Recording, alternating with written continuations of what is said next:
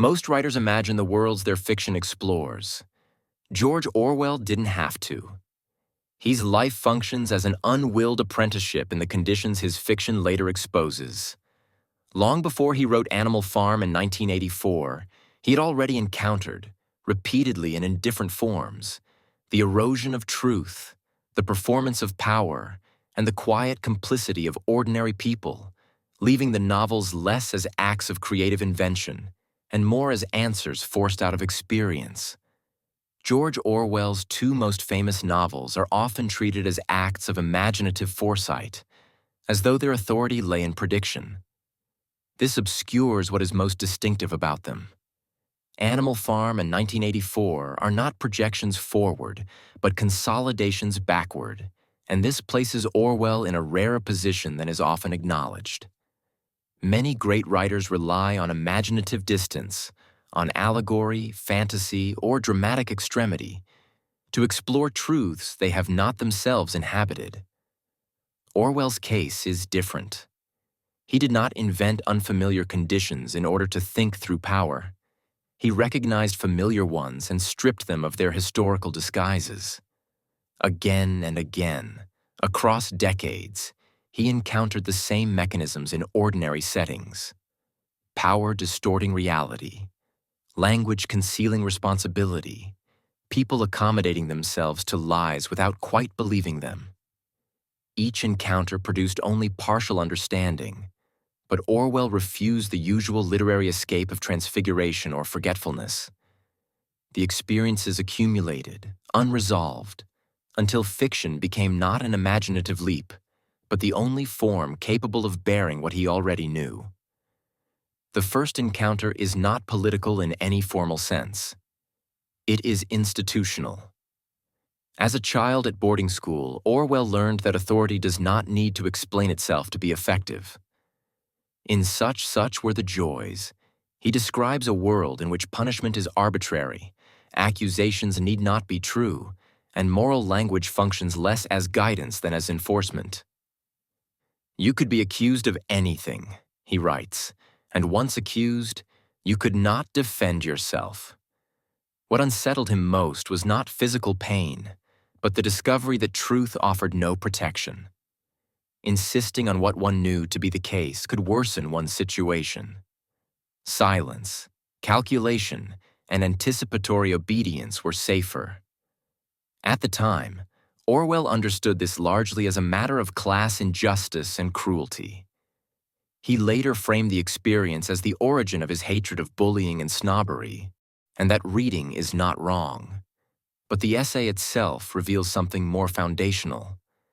A child discovering that authority can override reality, and that survival may require the suppression of inner certainty. This is the earliest appearance, long before ideology enters the picture, of the mental accommodation that 1984 will later formalize as doublethink. What matters is not yet belief, but the dawning realization that belief is dangerous when it conflicts with power. This lesson does not fade as Orwell leaves school. It mutates. In Burma, as a colonial policeman, he encounters authority from the opposite side. What he learns there is not mastery, but entrapment. In Shooting an Elephant, he describes the moment he realizes that his apparent power depends entirely on performance. The crowd expects him to act decisively. He does not want to shoot the elephant, but he does so because failing to act would expose him to ridicule. I was only an absurd puppet, he writes, pushed to and fro by the will of those yellow faces behind. Authority here is reciprocal and theatrical. It is sustained not by conviction, but by expectation. This realization is crucial because it introduces a pattern that will recur in Animal Farm. Power persists because those who hold it cannot afford to relinquish it without humiliation.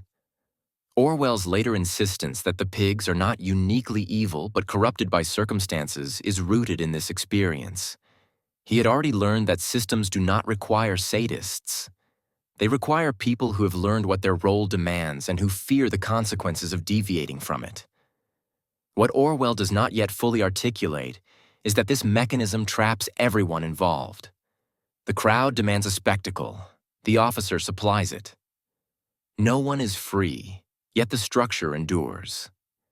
Another Burmese essay, A Hanging, deepens this insight by shifting attention from performance to perception. Orwell describes watching a prisoner being led to execution and noticing, almost involuntarily, that the man steps aside to avoid a puddle. The detail shocks him. "It is curious," he writes, "but till that moment I had never realized what it means to destroy a healthy, conscious man." The horror lies in the ordinariness of the scene, in the way routine has dulled moral recognition. The system has trained its participants to treat the condemned man as already absent, already irrelevant. Orwell recognizes briefly and painfully how easily reality can be emotionally annulled. This capacity to make certain facts feel unreal will later become central to 1984. But here it appears without ideology, without doctrine, as a byproduct of routine. The execution proceeds not because everyone believes in it, but because everyone has learned how not to see it. Orwell does not yet theorize this as totalitarianism. He simply records the sensation, the moment when perception fails, and with it, responsibility.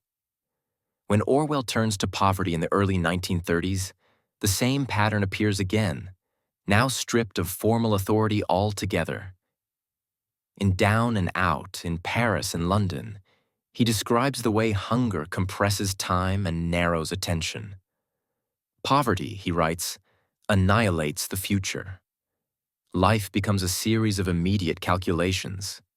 Later, in The Road to Wigan Pier, he admits his own reflexive disgust at the working class, the smell, the dirt, the physical proximity, and then interrogates it. The honesty of the admission matters. Orwell is not presenting himself as morally superior. He's watching his own reactions and asking where they come from. What he learns is that material conditions shape not just behavior but thought. People do not comply because they are ignorant or wicked, but because exhaustion makes sustained resistance difficult. This insight quietly structures both later novels. In Animal Farm, the animals remember vaguely that the revolution was meant to improve their lives, but they are too tired to keep track of how badly they are being cheated. In 1984, Winston's resistance is intermittent, constantly undercut by hunger, pain, and fatigue. Orwell's emphasis on bodily detail is not decorative realism. It is a political argument. Deprivation is a form of control because it erodes the capacity to remember, compare, and persist. Spain is the point at which Orwell's scattered insights collide and harden. He arrives with political commitments and leaves with epistemic trauma. In Homage to Catalonia, he begins by describing the egalitarian atmosphere of Barcelona, the sense that a new kind of society is possible. But as factional conflict emerges, the tone shifts sharply. Later, in looking back on the Spanish War, he names the shock directly. He describes reading newspaper reports that bore no relation to the facts, not even the relationship which is implied in an ordinary lie. Events that had happened were denied. Events that had not happened were reported as fact. What disturbed Orwell was not simply falsehood, but the casualness with which reality was replaced by narrative. He writes that he saw history being written not in terms of what had happened, but of what ought to have happened according to various party lines. The implication is devastating. If facts themselves become subordinate to ideological necessity, then disagreement becomes unintelligible. You are not wrong, you are disloyal. Orwell later summarizes the effect with chilling economy. The very concept of objective truth is fading out of the world. This is the clearest prefiguration of 1984 in Orwell's entire body of work. The Ministry of Truth is not a speculative invention. It is a logical extension of the Spanish experience. Orwell's later insistence that Spain taught him to oppose totalitarianism slightly understates the depth of the wound. What Spain taught him was that once reality itself becomes partisan, resistance collapses. You cannot argue with a regime that controls not only what may be said, but what may be remembered. Spain also supplies the moral engine of Animal Farm. Orwell watches a revolution begin with genuine egalitarian hopes and then consume itself through internal repression. What disturbs him most is not violence alone, but the intellectual defense of violence. Educated people repeat claims they know to be false because acknowledging the truth would fracture the moral narrative they are invested in. This insight recurs obsessively in Orwell's later essays. He becomes increasingly concerned with the ways in which sincerity and ideological commitment can become liabilities, and with the ease with which good intentions slide into rationalization. By his own account, the central idea of Animal Farm occurs to him in 1937. This detail matters. It means the book is not a reaction to the end of the war or to Cold War politics, but a delayed response to Spain. The delay itself is instructive. Orwell does not yet have a form capable of carrying the insight without being neutralized. Direct polemic would be dismissed or suppressed. The fable waits, accumulating pressure. The 1940s provide the final confirmations. In wartime England, Orwell encounters yet another version of the same problem. Truth constrained not by force, but by good manners. In the preface later titled The Freedom of the Press, he observes that unpopular ideas can be silenced without any need for official ban. Editors anticipate public opinion. Writers restrain themselves. Certain facts are not done. What unsettles Orwell is not that censorship exists, but that it is internalized. Silence becomes a professional instinct. This realization is painful because it implicates people like himself. At the BBC, Orwell takes part in wartime broadcasting and becomes uneasy with its propagandistic demands. In his diary, he notes that all propaganda is lies, even when one is telling the truth. The sentence is not paradoxical, it is experiential. Orwell has learned that once truth is used instrumentally, detached from its obligation to reality, it ceases to function as truth at all. This is the interior road to 1984. The party does not merely lie. It teaches citizens that truth is something you deploy, not something you answer to. During these years, Orwell keeps returning to the same concerns in essay after essay, each time from a slightly different angle. In Notes on Nationalism, he describes how group loyalty distorts perception, making people indifferent to facts that contradict their side.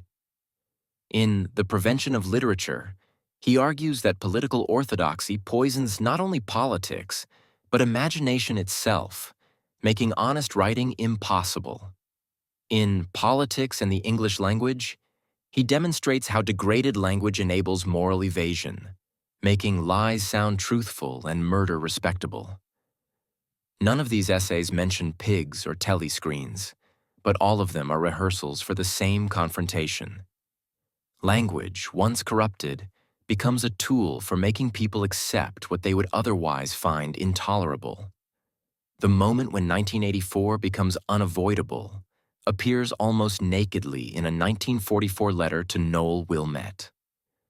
Orwell writes of a growing tendency to disbelieve in objective truth and imagines a world in which 2 and 2 could become 5 if authority insisted. This is not a novelist's flourish. It is Orwell recognizing the endpoint of everything he has lived through. Schoolroom humiliation, colonial performance, bodily exhaustion, Spanish propaganda, polite English self-censorship. If truth is no longer independent of power, then power no longer needs to persuade. It needs only to insist. By the time Orwell retreats to Jura to write 1984, he is not assembling ideas so much as answering questions his life has already asked him. How does authority make itself normal? How do people adapt to injustice? How does exhaustion erode memory? How does ideology colonize language? How do decent people learn to lie to themselves? Each question has already been posed in schools, colonies, slums, wars, offices, and newsrooms. The novels are simply where the answers can no longer be deferred. Animal Farm exists because Orwell has seen revolutions betray themselves and watched intellectuals help them do it. 1984 exists because Orwell has seen truth itself become negotiable and realized that once that happens, nothing else holds. These books are not warnings sent forward in time. They are records of recognition, written by someone who had already been tested, repeatedly, and who refused to pretend he had not learned what those tests revealed. That refusal, to forget, to smooth over, to move on, is what makes the novels possible. Without the accumulation of these moments, there would be no pigs rewriting commandments and no party insisting that 2 + 2 make 5. There would be only opinions. Orwell had something harder. Answers he had paid for again and again, long before he knew the questions would need to be asked in fiction at all. Yet even this formulation risks making the novels seem too neat, too resolved, as if Orwell arrived at clarity and then simply recorded it. One of the reasons the novels feel so compressed and severe is that they are written out of a sense of diminishing time, both historical and personal. Orwell's later life does not introduce new ideas so much as it removes remaining illusions. As the war ends, Orwell becomes increasingly aware that the habits he has been describing are not aberrations produced by emergency, but durable features of modern mass society. In Notes on Nationalism, he remarks that nationalism is marked less by hatred of others than by indifference to reality. What is striking here is the word indifference. Orwell is no longer focused on lies told knowingly, but on a cultivated incuriosity, an active disinterest in whether claims are true, so long as they flatter the group. This is a refinement of the Spanish insight. The danger is no longer only that facts are suppressed, but that they cease to matter. This shift helps explain why 1984 is more radical than Animal Farm. The earlier book assumes that truth still exists as something that can, at least in principle, be recovered. The animals can remember fragments of the past. The commandments can be compared, however dimly, with what they once were. By the time Orwell is writing 1984, he no longer takes even that for granted.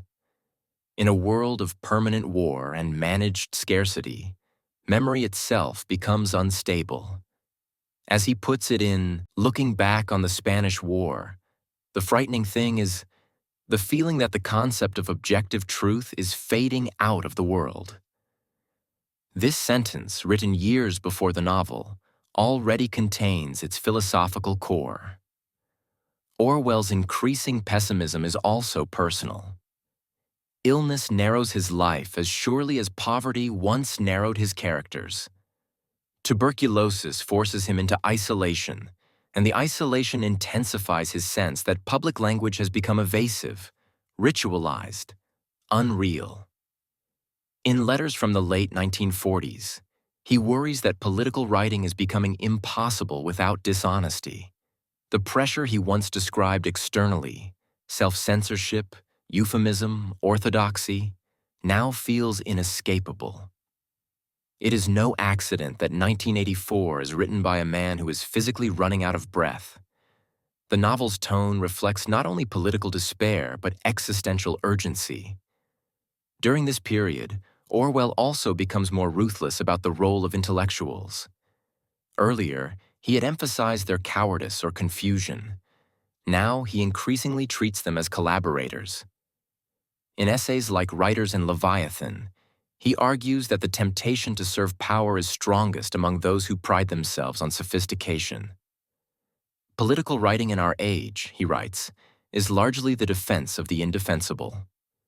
This is a harsh judgment, and Orwell does not exempt himself from it.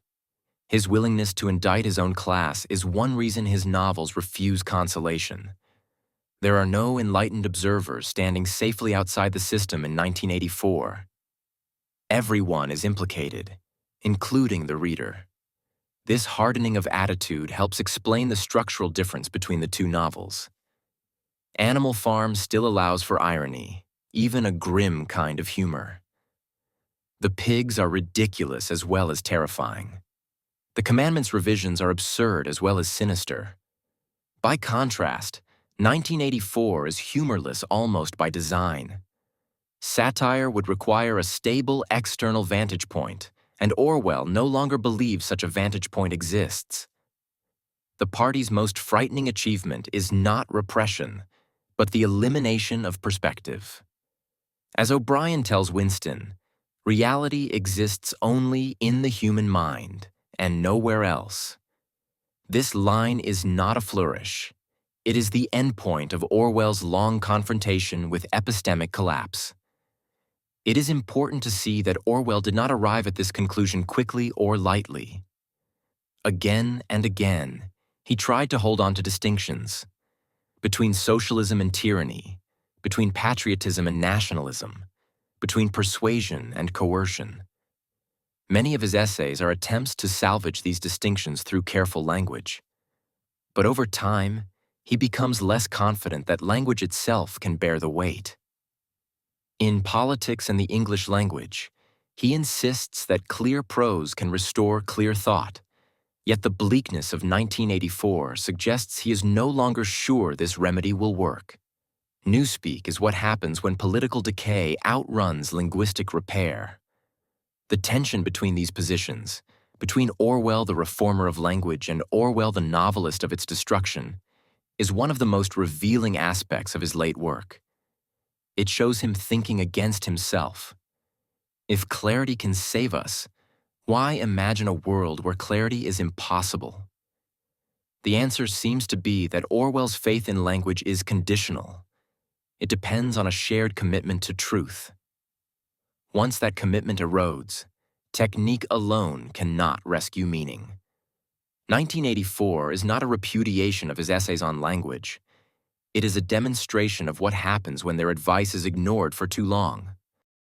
Even Animal Farm, often treated as the simpler book, bears traces of this darker understanding. The animals' failure is not merely political, but cognitive. They lose not only power, but the ability to formulate objections. Slogans replace memory. Ritual replaces argument. By the final scene, when pigs and humans are indistinguishable, the horror lies not in tyranny alone, but in recognition without comprehension.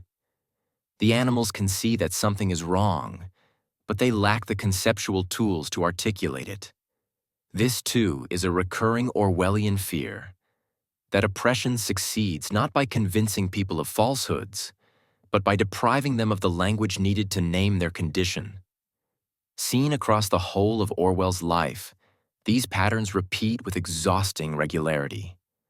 As a child, he learns that innocence does not matter. As an imperial officer, that authority is performative. As a tramp, that deprivation dulls resistance. As a soldier, that ideology can replace reality.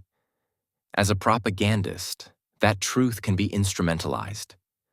As a writer, that language can decay into ritual. None of these experiences alone produces Animal Farm or 1984. What produces them is the refusal to treat any one of them as exceptional. Orwell's own self-descriptions sometimes underplay this accumulation. He often frames his development as a conversion, especially around Spain. But the record of his writing suggests something slower and more relentless. The same anxieties recur long before 1936 and long after. Spain clarifies them, but it does not create them. What Spain does is remove Orwell's remaining faith that good intentions will correct systemic distortions. After Spain, and especially after the war, he becomes increasingly convinced that the mechanisms he has been observing are structural and self-reinforcing. This conviction explains the severity of 1984's ending. Winston's defeat is not tragic in the classical sense. It is procedural. The party does not merely kill him. It educates him.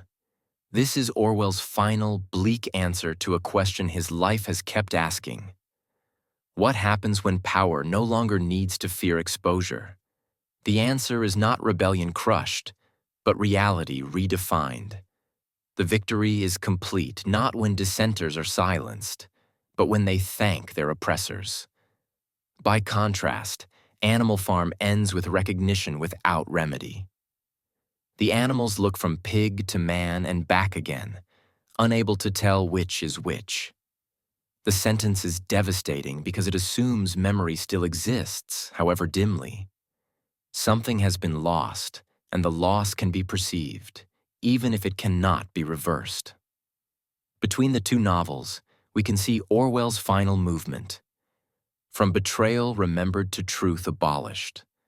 This progression is not an artistic choice made in isolation. It is the result of a life spent noticing how often power relies on accommodation rather than belief, on exhaustion rather than terror, on habit rather than conviction. Orwell did not need to imagine these mechanisms. He had already lived inside them. What fiction allowed him to do was to strip them of historical contingency and show their inner logic. That is why these novels feel less like arguments than like demonstrations. They do not ask the reader to agree so much as to recognize. Each scene feels inevitable because it is built out of experiences Orwell had already tested against reality. The pigs revise the commandments because Orwell has watched facts rewritten. The party insists that 2 + 2 make 5 because Orwell has seen truth subordinated to loyalty. The terror lies not in novelty, but in familiarity. In the end, Animal Farm and 1984 are possible because Orwell lived long enough and attentively enough to see the same pattern repeat under different guises. School discipline, colonial rule, economic deprivation, revolutionary propaganda, wartime censorship, bureaucratic language, all taught him variations of the same lesson. Power does not merely coerce. It reshapes perception. People do not simply submit. They adapt. Truth does not vanish overnight. It is eroded, managed, postponed, and finally discarded. Orwell's achievement was not to invent a nightmare future, but to recognize a present tendency and follow it to its conclusion without flinching. The novels exist because he refused the comforts that might have softened their conclusions. Nostalgia, faith in progress, belief in intellectual immunity.